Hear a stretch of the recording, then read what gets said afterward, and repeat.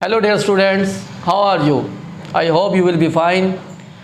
जैसे कि हमने पिछली वीडियो में आपको कामयाबी का फार्मूला बताया था मैट्रिक के एग्ज़ाम्स की, तो हम इस वीडियो में अब आपको सब्जेक्ट वाइज असेसमेंट स्कीम के बारे में बताएंगे।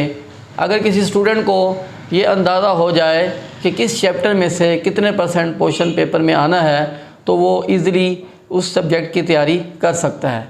तो चलते हैं स्क्रीन की तरफ और आपको बताते हैं आपके मैथ के पेपर के अंदर, मैथ के सब्जेक्ट के अंदर किस तरह से मार्क्स की डिवीज़न होगी। डियर स्टूडेंट्स, आप स्क्रीन पर देख सकते हैं कि आपके सामने 10th मैथ की असेसमेंट स्कीम शो हो रही होगी। सबसे पहले हम ऑब्जेक्टिव के पोर्शन को डिस्कस करेंगे। जैसा कि आपको पता है कि 10th मैथ के टोटल 13 चैप्टर्स हैं। इनमें से मैं आपको 1 बाय 1 बताऊंगा कि हर चैप्टर में से कितने कितने नंबर आएंगे MCQs के लिहाज से। तो पहले आप पेन कापी उठा लें और तरतीब से 1 to 13 चैप्टर लिख लें, ताकि मैं आपको 1 बाय 1 बताऊं कि हर चैप्टर में से कितने कितने मार्क्स के MCQs बनेंगे। तो शुरू करते हैं। पहले चैप्टर में से 1 MCQs आएगा, दूसरे चैप्टर में से 2 MCQs आएंगे, तीसरे चैप्टर में से 2 MCQs आएंगे, चौथे चैप्टर में से 1 MCQs आएगा, पाँचवें चैप्टर में से 2 MCQs आएंगे, छठे चैप्टर में से 1 MCQs आएगा, सातवें में से भी 1 MCQs आएगा, आठवें में से भी 1 MCQs आएगा, नौवें चैप्टर में से भी 1 MCQs आएगा, 10वें चैप्टर में से भी 1 MCQs आएगा, 11वें चैप्टर में से भी 1 MCQs आएगा, 12वें चैप्टर में से कोई MCQs नहीं आएगा, और जबकि 13 चैप्टर में से भी 1 MCQs आएगा। तो इस तरह टोटल MCQs मैंने आपके सामने बयान किए हैं। तो आइए आगे बढ़ते हैं अब शॉर्ट क्वेश्चन की जानिब। डियर स्टूडेंट्स, अब शॉर्ट क्वेश्चन का पोर्शन हम डिस्कस करने जा रहे हैं। तो मैं आपको 1 बाय 1 बताऊंगा चैप्टर वाइज कि किस चैप्टर में से कितने शॉर्ट क्वेश्चंस आएंगे। पहले आपको इस बात का पता होना चाहिए कि आपके शॉर्ट क्वेश्चन के 3 पोर्शन होते हैं। हर पोर्शन के अंदर 9 शॉर्ट क्वेश्चन दिए जाते हैं। उनमें से आपने हर पोर्शन में से 6 शॉर्ट क्वेश्चन अटैम्प्ट करने होते हैं। तो चलें शुरू करते हैं और मैं आपको बताता हूं कि हर चैप्टर में से कितने कितने शॉर्ट क्वेश्चन आएंगे। तो शॉर्ट क्वेश्चन के पहले पोर्शन में 3 चैप्टरों में से आपके शॉर्ट क्वेश्चन आएंगे। तो पहले चैप्टर में से आपके 3 शॉर्ट क्वेश्चन आएंगे, दूसरे चैप्टर में से आपके 3 शॉर्ट क्वेश्चन आएंगे, और तीसरे चैप्टर में से भी आपके 3 शॉर्ट क्वेश्चंस आएंगे। तो इस तरह शॉर्ट क्वेश्चन के जो 3 पार्ट आने हैं, पहले पार्ट का जो पूरा पोर्शन है वो आपके फर्स्ट 3 चैप्टर में से है। अगर आप पहले 3 चैप्टर अच्छी तरह कर लेते हैं तो उसमें से आप 6 शॉर्ट क्वेश्चन ईजिली अटैम्प्ट कर सकते हैं।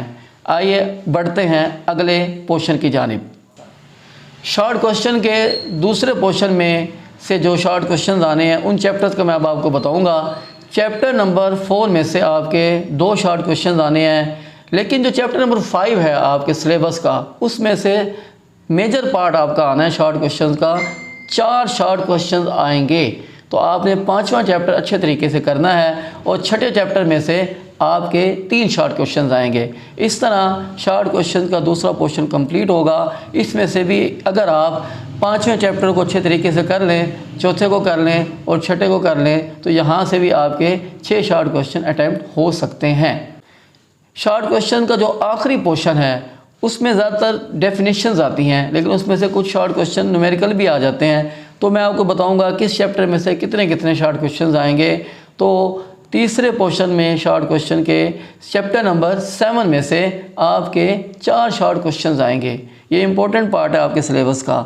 इसके बाद चैप्टर नंबर 8 में से 1 शॉर्ट क्वेश्चन आएगा, चैप्टर नंबर 9 में से कोई शॉर्ट क्वेश्चन नहीं आएगा, चैप्टर नंबर 10 में से भी 1 शॉर्ट क्वेश्चन आएगा, चैप्टर नंबर 11 में से भी 1 शॉर्ट क्वेश्चन आएगा, चैप्टर नंबर 12 में से कोई शॉर्ट क्वेश्चन नहीं आएगा, क्योंकि ये 9 चैप्टर और 12 चैप्टर थ्योरम से रिलेटेड है, इसलिए इनमें से शॉर्ट क्वेश्चन नहीं आएगा। जबकि चैप्टर नंबर 13 में से 2 शॉर्ट क्वेश्चन आएंगे। तो इस तरह से आप स्टूडेंट्स ने देखा कि किस किस चैप्टर में से कितने कितने शॉर्ट क्वेश्चंस आते हैं। अगर आप नोट करें तो चैप्टर नंबर 5 में से भी 4 शॉर्ट क्वेश्चंस आएंगे, और चैप्टर नंबर 7 में से भी 4 शॉर्ट क्वेश्चंस आएंगे। अगर आप लोग इन चैप्टर पर फोकस करते हैं तो आप इजीली मैक्सिमम मार्क्स हासिल कर सकते हैं। तो आइए अब चलते हैं लॉन्ग क्वेश्चंस की स्कीम की तरफ।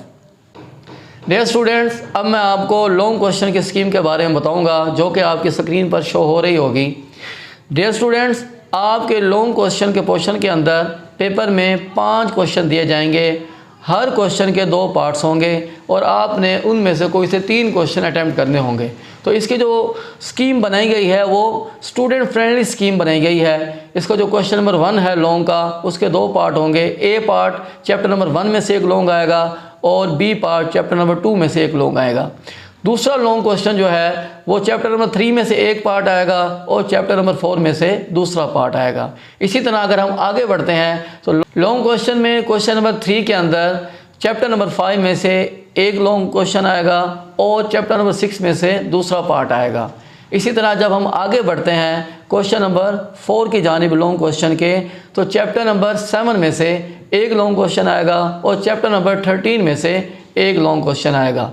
इसका जो आखिरी क्वेश्चन है लॉन्ग क्वेश्चन का क्वेश्चन नंबर 5 वो थ्योरम से आएगा, जो कि चैप्टर नंबर 9 में से और चैप्टर नंबर 12 में से आएंगे। जैसा कि डियर स्टूडेंट्स आपने नोट किया होगा, अगर कोई स्टूडेंट शुरू वाले 6 चैप्टर कर लेता है तो उसके 3 लॉन्ग क्वेश्चन अटैम्प्ट होते हैं। लेकिन अगर आप थ्योरम की जानिब बढ़ेंगे तो वो भी आप आसानी से कर सकते हैं। मैं उम्मीद करता हूँ कि इस स्कीम से आपको बहुत मदद मिली होगी।